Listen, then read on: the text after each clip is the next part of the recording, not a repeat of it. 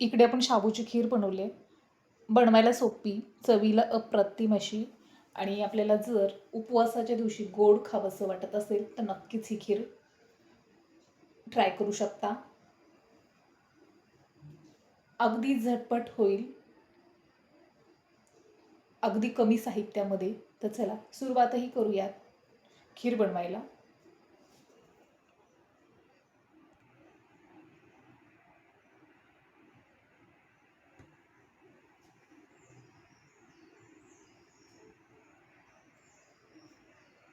नमस्कार.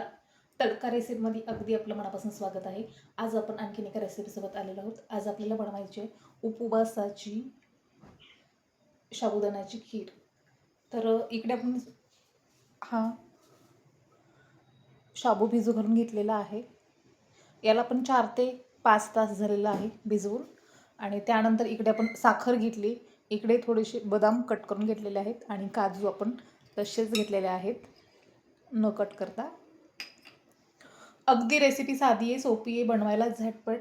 आणि ज्यांना गोड आवडतं उपवासाला तर त्यांनी नक्कीच ही खीर बनवा. खूप टेस्टी आणि खूप चवीलासुद्धा अप्रतिम अशी होते. तर चला सुरुवातही करूयात. सुरुवात करण्यापूर्वी चॅनलवरती नवीन असाल तर नक्की चॅनलला सबस्क्राईब करायला विसरू नका. बेल आयकॉनला प्रेस करा म्हणजे सगळ्यात अगोदर तुम्हाला आपल्या व्हिडिओचं नोटिफिकेशन येईल आणि सगळ्यात तुम्हाला जो नवीन व्हिडिओ येईल तो तुम्हाला पाहायला मिळेल. तर चला सुरुवात करूया. इकडे आपण पुढं गॅसवरती एक पात्र ठेवले. तर यामध्ये आपल्याला थोडंसं तूप घालायचं आहे.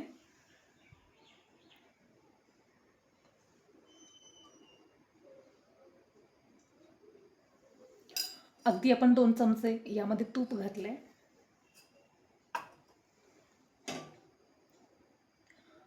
आपण सगळ्या बाजूनी तूप असं पात्रांना लावून घेतलेलं आहे.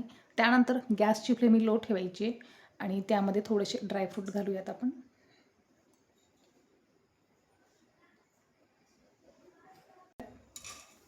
इकडे बदाम घालून घेतले आणि त्यानंतर लगेच इकडे आपण काजूसुद्धा घालणार आहोत. काजूसुद्धा घातलेले आहेत. तर हे थोडं मिक्स करूयात.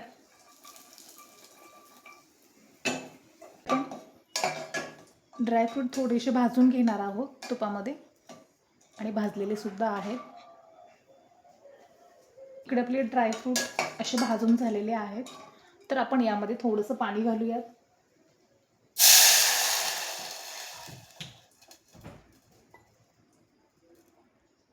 इकडे आपण आणखी थोडंसं पाणी घातलेलं आहे. इकडे आपलं पाणी घालून झालंय. तर या पाण्याला आपल्याला उकळी येऊ द्यायची आणि त्यानंतर यामध्ये शाबू घालायचं आहे. आणि सगळ्यात शेवटी आपल्याला दुधाचा वापर करायचा आहे, सुरुवातीला करायचा नाही.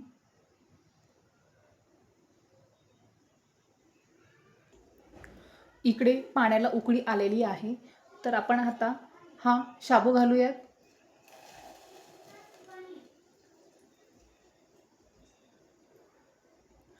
इकडे आपला शाबूसुद्धा घालून झालाय. तर हे मिक्स करूयात. गॅसची फ्लेम आपण ही लोच ठेवलेली आहे. शाबूची खीर बनवत असताना आपल्याला बिलकुल जास्तीचा वेळ लागत नाही आणि गॅसची फ्लेम ही लोच ठेवायची म्हणजे शाबू असं पटकन पातेले किंवा कढाई किंवा पात्राला चिटकत नाही. इकडे पाहू शकताय शाबूची साईज आपण भिजवलेल्यापेक्षा दुप्पट झालेली आहे.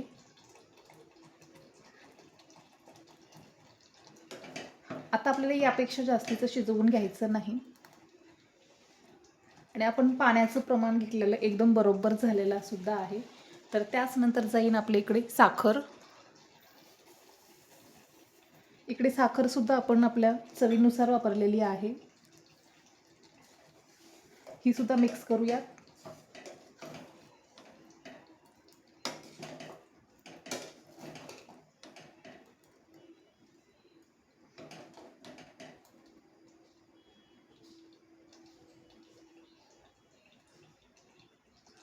आता आपण याला अगदी 2 मिनटासाठी झाकून ठेवूयात, म्हणजे आपला शाबू मीडियम गॅसवरती चांगला आणखीन फुलेल.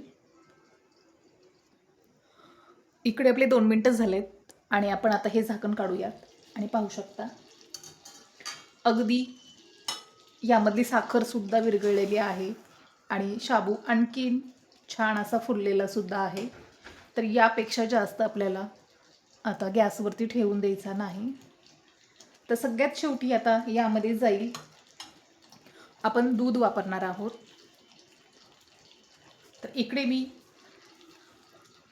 अगदी एक छोटीशी वाटी दूध घेतलेलं आहे. तर हे घालूयात आणि हे सुद्धा आता मिक्स करूयात. सगळ्यात शेवटी दूध घालायचं, म्हणजे दुधाचा कलरही चेंज होणार नाही. आणि पाहू शकता खिरीचा सुद्धा कलर आपला इकडे खिरीचा सुद्धा कलर बदललेला आहे.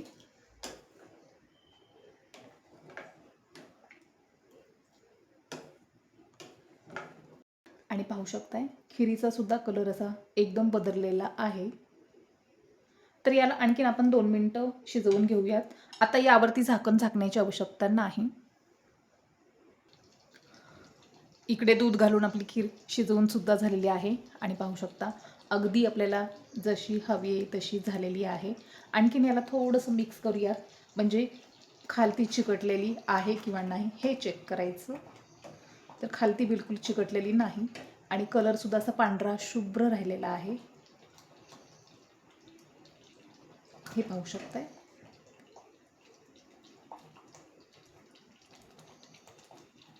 तर आता आपण गॅस ऑफ करूयात आणि ही खीर काढून घेऊयात.